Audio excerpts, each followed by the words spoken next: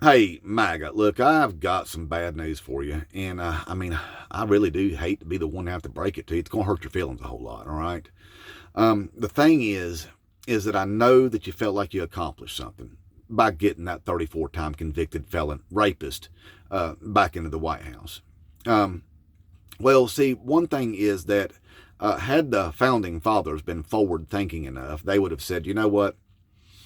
We probably should put down here in this Constitution that the American people can't have the possibility of electing a convicted felon to the highest office in the land. But then they thought about it for a while. Oh, like, no way we need to even do that. That don't even make any sense. We'll just be wasting our ink and our feathers, and it's just wasting paper and stuff. It take us extra time and stuff. There ain't no way that the American people would ever be that stupid anyway, you know. So I just laughed it off and said, man, boy, it's funny that we even thought we was going to put that in. Ain't no need to do that. Well, apparently they was wrong, because we have an infestation of stupid people in the country that decided to go ahead and do that. So anyway, so y'all did that and you got him back in there. Well, see, the thing is whenever you actually crunch the numbers a little bit, do some math or something, and what you can do is go out and find somebody who can do some math. You know, I bet you got a neighbor or somebody there that can do some math, and y'all can sit down together and go over these numbers together. And the thing is what you'll find out is only about 20% of adults in this country, so about 20% of voting age people, actually casted a vote for that big orange idiot. That's what you'll find out, and you're one of those 20% that went out there and did that. Now, also, about 75% of people in this country actually identify as Christian. You know, not necessarily, you know, the go to church every Sunday and Wednesday kind of Christians and stuff like that. Just identify as Christians, well, because that's what they were told they was, so that's what they are, you know. But about 15% of them identify as Christian nationalists, okay? Now, those are the most disgusting, filthy human beings in our country. See, because all they want is to just wield their religion as a weapon on people, and basically just, you know, take all the little girls and stuff and force them into breeding camps and have a bunch more white babies and stuff like that, you know. Handmaid's Tale stuff, what they want to do. So anyway, so you got them. So you've got a mixture there of your 20%. You've got some Christian nationalists there that want what they want. And then you've got, you know, kind of what Hillary said was the basket of deplorables, you know. It's just a hodgepodge of people there. You've got your racist. Well, you got some more racist. And you've got some racists too. I didn't mention those. Oh, some homophobes. You got some of those in there and everything too. And you've got some, you know, some misogynies and all that stuff. So you got a hodgepodge of stuff. People that just only vote on their guns too. It's like, oh, my Second Amendment. I'm a single issue voter. I'm voting on my guns. Don't care what happens to the rest of everybody else. And see, and what you don't realize is that when Democrats cast a vote, they go out and cast a vote, we're not just casting a vote for ourselves, you know, we're casting a vote for everybody, including you. When y'all go out and cast a vote, you're casting a vote for yourself, period. That's what your vote is for you. You ain't thinking about nobody else. You don't have that capacity. So anyway, so you've got the Christian nationalists, and then you've got y'all out there. And some of you are Christian nationalists. That's disgusting, by the way. So anyway, you got y'all out there, which means he's not that popular. He's really not. See, whenever you do the numbers and stuff and figure out that only 20% of people, adults in this country, casted a vote for him, means about 1 out of 5 actually give a damn about him. All right? So that means he's not popular. And I know that the Fox Faking News is and them other people there on the Twitter Spaces and the Telegrams and stuff like that, and all those right-wing talking heads that you like to listen to say he's got himself a mandate. And you don't even know what the word means. I mean, you can try to make heads or tails out of it, but you still don't know it. No, it's not what you think. No, it's not the kind of mandate that y'all get on the Grindr app for. Like, you know, when y'all shut down the Grindr servers there in Milwaukee because y'all had it so packed full of people looking for mandates.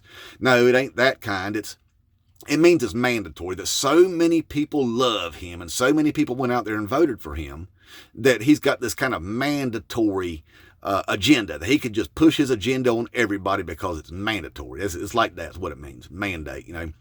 He don't have that whenever you actually look and find out that only 20% of adults actually casted a vote for that idiot. So I think he's starting to realize that, y'all. I really do. I think he's starting to realize it. Now, what he's doing is he's walking himself a tightrope, trying to stay 1 foot within the law, another foot outside the law. That's what he's doing. But see, that tightrope is starting to fray a whole lot with him.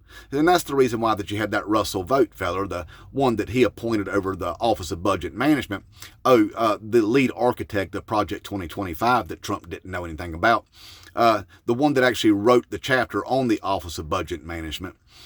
Anyway, that's the reason why that they reassigned the South African illegal immigrant as a presidential advisor to kind of get him out of harm's way because of all the criming that he's doing on behalf of Donald F. and Trump. See, so they reassigned him as a presidential advisor there because they appear to be maybe getting a little cold feet about all the law breaking that they was planning on doing while they're trying to pull off this coup that they're doing. See, they're MAGA, you fake ass patriots. So that's what's going on. So it appears that they might have a little bit of cold feet about what's going on. Now, all of these executive orders and stuff that he's doing out there, I know it entertains y'all to death. You know, all these executive orders, he's doing so much, he's doing very little. They're getting shot down by the courts left and right. And what the courts are waiting on is to see if this dumb son of a bitch decides he wants to go ahead and violate a court order and put us into a constitutional crisis. Now, the last time that happened, we had ourselves a big old civil war, okay? Now, I know y'all were out there talking all this rah-rah talk about civil war, and before, if he lost, we're going to have ourselves a civil war. Hey, you are 20% of the adult population, so you don't want that, okay? All right? Math again. Math, all right?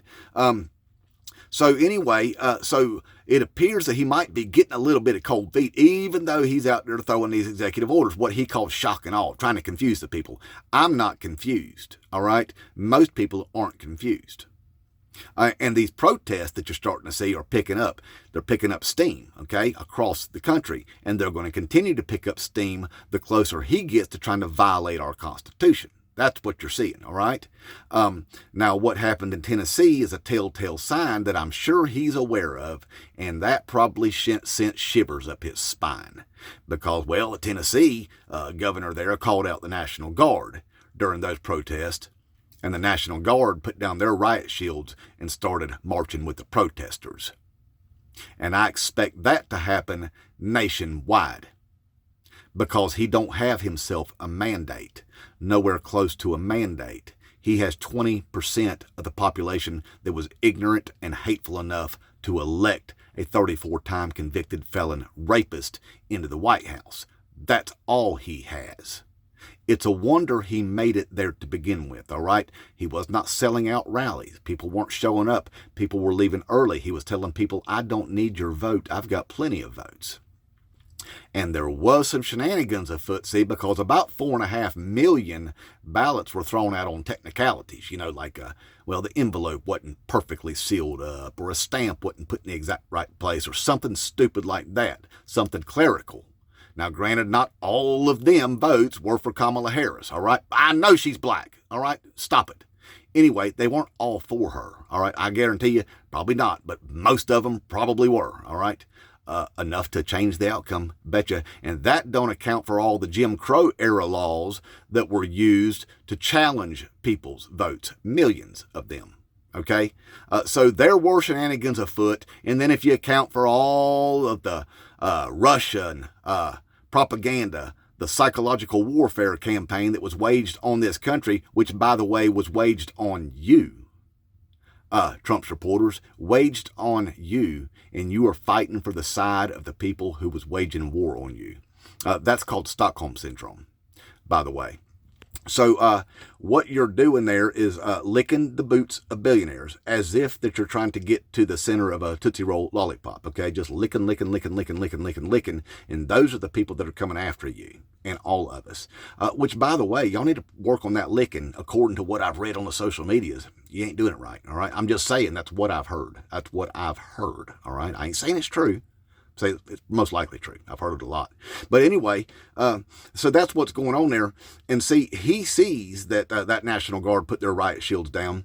And I bet you he's a little bit nervous about ever trying to deploy the National Guard on protesters, because if he does that and those National Guard put the riot shields down and march with the protesters, the game is over for him. His coup is over. And if they F around and break the law in the meantime, and their coup is not successful, every damn one of them will be going to prison for the rest of their life. That includes the South African illegal immigrant. That includes Donald effing Trump and everyone else involved in this coup. Okay?